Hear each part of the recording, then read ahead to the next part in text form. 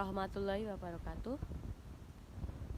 Saya Wahyu Setiani dari jurusan D3 Komputerisasi Akuntansi Reguler Sore AMIK JTC Semarang. Pada kesempatan yang berbahagia ini, saya akan mempresentasikan tentang apa itu cyber religious dan alasan kenapa cyber religious penting di dalam masyarakat berinternet. Cyber religious sebagai pengendali pengguna teknologi informasi, di mana pengertian dari cyber religious sendiri merupakan konsep pengendalian perilaku pengguna teknologi informasi dengan menggunakan kendali religius. Sedangkan pengertian dari pengendalian perbuatan sendiri merupakan pengendalian yang mengarahkan pada perbuatan baik sesuai tuntunan kitab suci agama yang dianut. Kebebasan aktivitas teknologi perlu didukung sebuah kesadaran perilaku yang bermoral dari pemakainya, sehingga tidak merugikan orang lain. Sedangkan adapun konsep cyber religious antara lain. Yang pertama, setiap tindakan yang kita lakukan selalu diawasi oleh Tuhan. Yang kedua, perbuatan jahat mengakibatkan malapetaka. Yang ketiga, dosa dan hukuman kita akibat dari perbuatan jahat kita. Sedangkan yang keempat, satu kejahatan akan dibalas Tuhan di kemudian hari. Selanjutnya, hindari kejahatan yang hasilnya tidak akan memberi ketentraman. Dan yang terakhir, religiulitas meningkatkan penghargaan martabat manusia.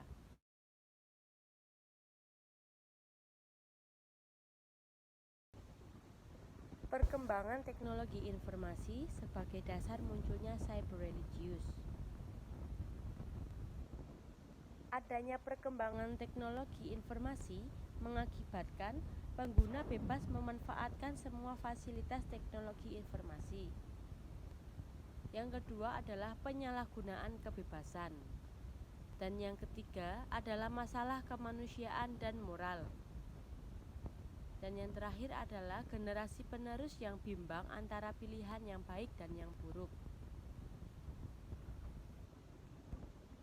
Adapun perkembangan teknologi software antara lain ada smart system, robotika, dan big data. Smart system adalah software yang memiliki pola pemikiran cerdas dalam menganalisa masalah. Robotika adalah software otomatis yang mampu mengelola berbagai kegiatan tanpa membutuhkan kendali dari manusia. Sedangkan big data adalah software yang mampu menyimpan dan mengelola data dalam jumlah yang besar dalam waktu yang singkat.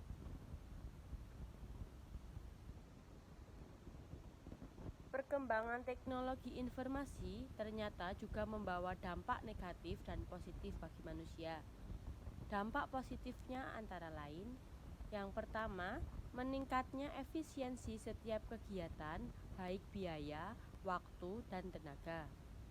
Dan yang kedua, manusia terhindar dari ketergantungan informasi. Yang ketiga, perubahan kehidupan semakin cepat. Yang keempat, kebutuhan manusia dapat terpenuhi dengan cepat. Dan yang terakhir adalah membantu manusia untuk kesejahteraan hidup.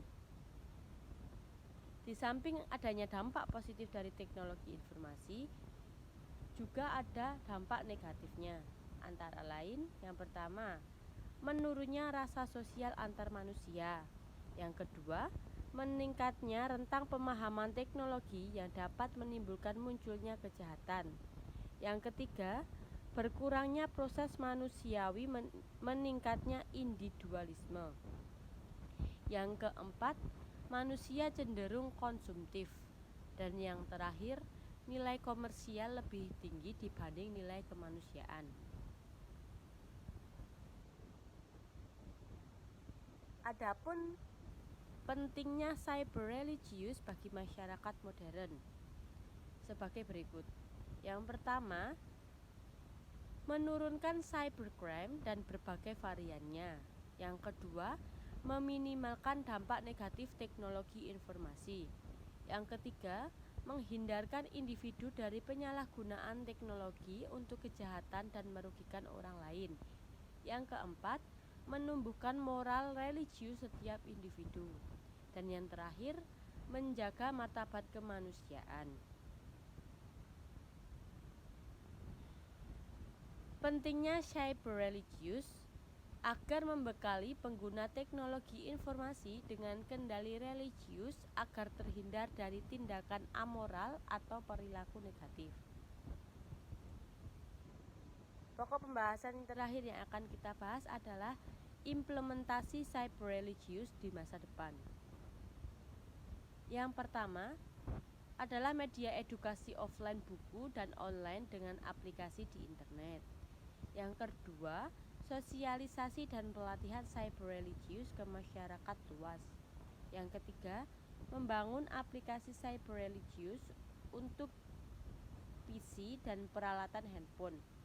Dan yang keempat, menanamkan konsep cyber religius ke setiap elemen peralatan teknologi informasi. Dan yang terakhir adalah regulasi dari pemerintah dengan melakukan filter setiap akses yang dilakukan user. Demikianlah presentasi yang dapat saya sampaikan.